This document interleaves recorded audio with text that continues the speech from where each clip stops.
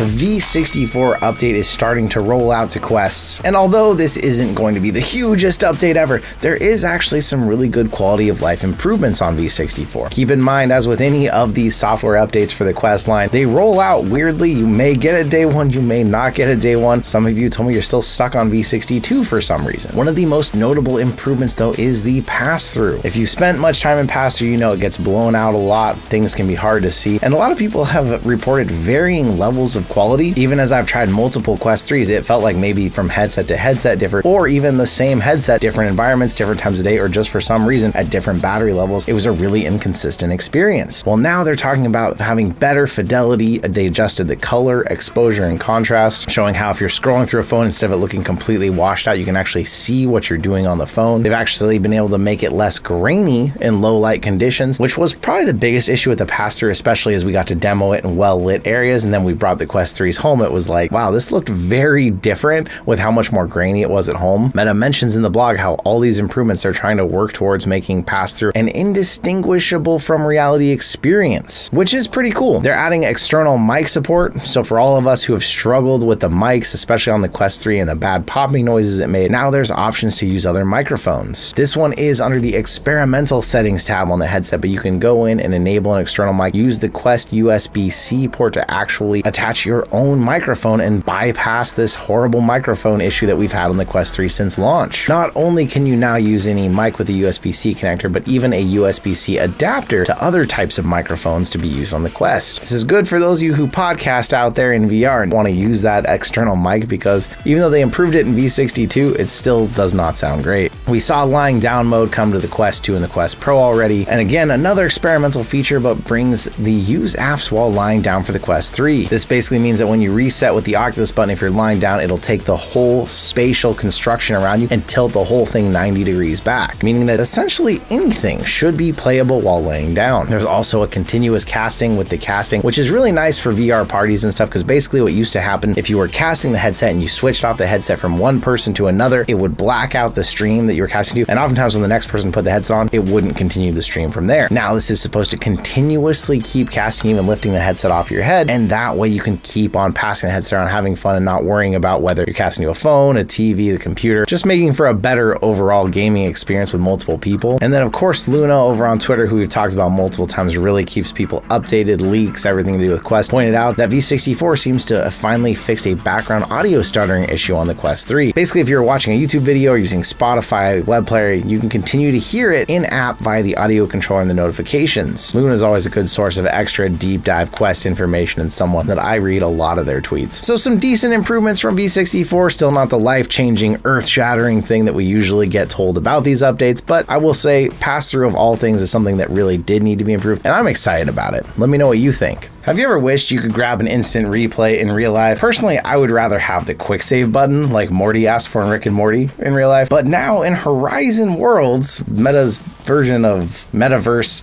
online real life, now it's going to have the ability to get an instant replay, which is going to let people in Meta Horizon Worlds actually be able to grab something whether they were recording or not. The feature is only currently in early access on Horizon Worlds version 157. How has that had that many versions by now? It is a little creepy though, because it means it was recording everything you were doing somewhere to do it, but you can opt out of this. Basically, they're hoping that people will be able to grab instant replays, funny moments, clip them, and then be able to share these on social media to get more people wanting to play Horizon Worlds. I know there's a few of you out there, and one of you, Trixie, is going to show up in the comments talking about how great Horizon Worlds is. So there is a lot of people.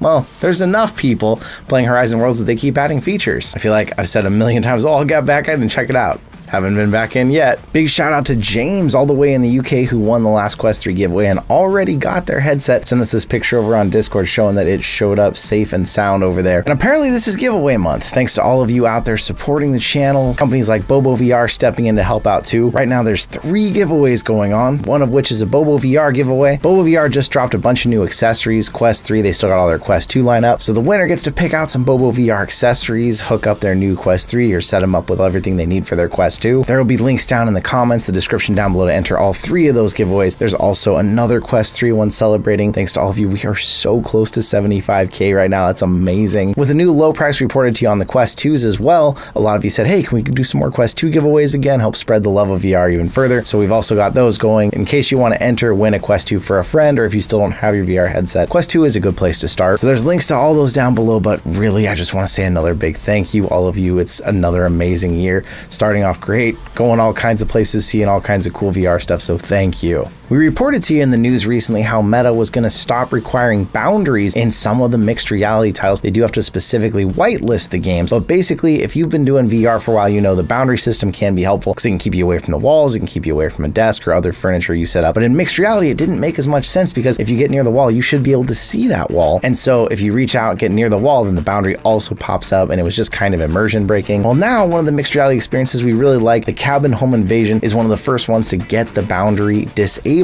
So now if you get near the wall, you can be looking out the windows at the zombies out there returning fire, and that boundary isn't going to show up and break it for you. I like Home Invasion a lot because it's a good mixed reality experience if you get it set up right to show off mixed reality to friends. It really shows how it can transform the inside of someone's home to where they're fighting zombies, or trying to crawl through the windows, come in through the doors, and even break down walls. You do have to have your zone very well set up though, so make sure when you're setting up the space, map all the furniture, map everything. Although luckily it looks like the Quest 3 is going to be getting a little smarter about that, as we also talked to you last time in the news, but it's still not out yet. As I was keeping up on VR news this week, I saw an article that kind of piqued my interest because it was kind of posing how the Valve's index system is still more popular than the Quest 3 on Steam, which is true. Steam did release their monthly hardware survey, which shows what percentage of people are using what VR headsets to play Steam VR. It's kind of funny how they were pushing, oh, the Valve index is still holding even though it's 5 years old, because it is more popular than the Quest 3, but it's much less popular than the Quest 2. The Quest 2 has been around longer. It's so cheap that it is the top PCVR headset. And I do think the Valve Index was a great headset, but something that I also found interesting I wanted to discuss with you is it a good thing that the Valve Index is still one of the top headsets 5 years after launch? I saw a video on YouTube talking about how the Valve Index had to be something really special over the fact that all these years later, people were still using it as the primary headset. To me, it's kind of the opposite. It means that it is a really good headset, but it more means that the progress has not been very good in the PCVR scene. We've made a lot of leaps and bounds on wireless technology and fully wireless headsets, but the fact that any headset can still stand up as one of the best headsets 5 years after and still be the full price of $1,000 5 years after is not a good sign. It means that PCVR hasn't advanced, and I'm hoping that at least Valve is really going to come out with this supposed Deckard and change that, bring Valve back to the forefront, bring PCVR back a little bit more into relevancy, especially as we've seen more game developers switching over to Quest because they're saying that's the most important platform. It's where all the money is at as a developer. Because I do miss those really high quality experiences we got on PC, Asgard's Wrath, Lone Echo, the things that we're not going to get back anytime soon as mobile hardware is getting better, but it's still a ways off what you could get. So I'm curious, what do you think? Do you think it's good that the Valve Index is still one of the top? Do you think that as we see the Quest 2 start to come down in the rankings, the Quest 3 will crank up fast enough that it will not only pass the Valve Index, but at some point pass the Quest 2 as the most commonly used PC headset? It'll be interesting to watch, and we'll report back to you. You might have seen an IRL viral mini game that people were playing, it looked like, where people were vacuuming in their house and you could be collecting coins, or you could be going over the shaded area while you were vacuuming. Well, Dyson is actually building that viral AR vacuuming app, it says. It is only going to be for iPhone, but basically you can look through your iPhone, see the floor, see where you have and haven't vacuumed, and then hit every spot, getting that perfect clean at home. The idea would be using a Quest Pro and one of its controllers that tracks itself attached to the vacuum. You would then be able to use this AR app that would show you what parts of your house you had already run the vacuum over. I think this is a fun, good marketing ploy from Dyson, although I would love to see like a mini game or something you're doing instead of just trying to paint the floor purple. Although who knows, maybe we'll see some sort of wild AR game version of like Splatoon, where instead of painting your house, you are running around vacuuming it, competing against others for who's vacuumed the most. I don't know.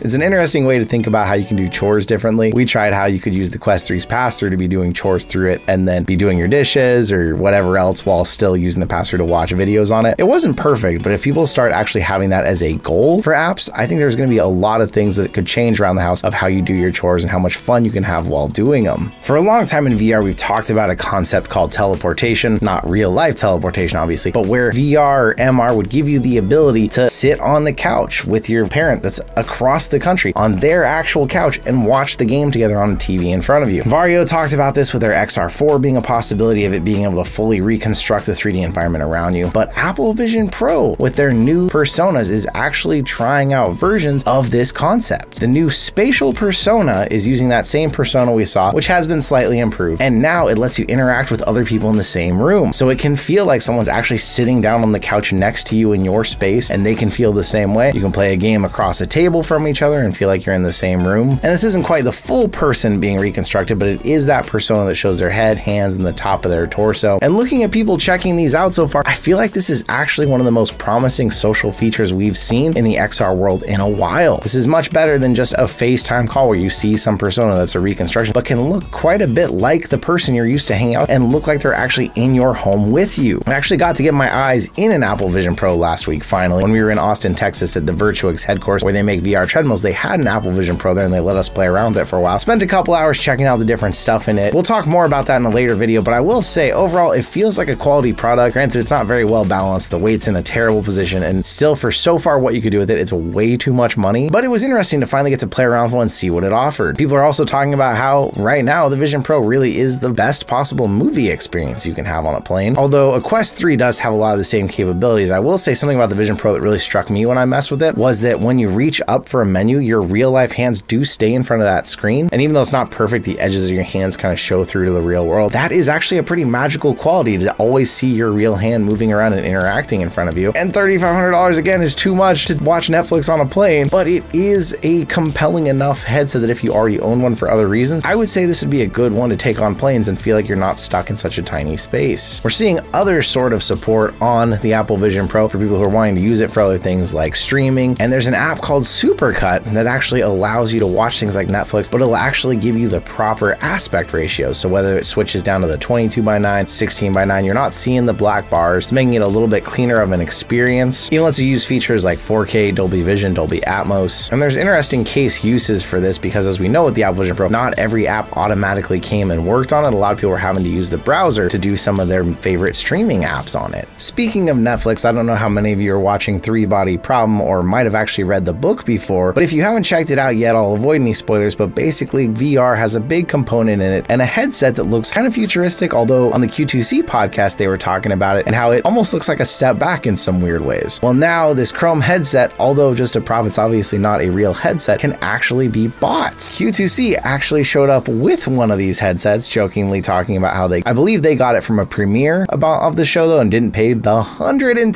Netflix is charging for this thing, which is basically a shiny piece of plastic. If you've been watching this show, avoid spoilers, but I'd love to hear in the comments what you're thinking of it so far. I'm a couple episodes in and interested to go further, but people have told me that the book is actually really interesting also. A lot going on in the VR space, getting more attention as we see things like Netflix pushing shows that have more to do with it. It always feels like we're on the verge of VR, AR, XR finally making it to the mainstream, yet it feels like we've been there for years to me. So what do you think? Are we almost there? Are we ever gonna be fully mainstream? Or is it one of those things that people are gonna love and have on the side, but it's not something most people are gonna be using every day?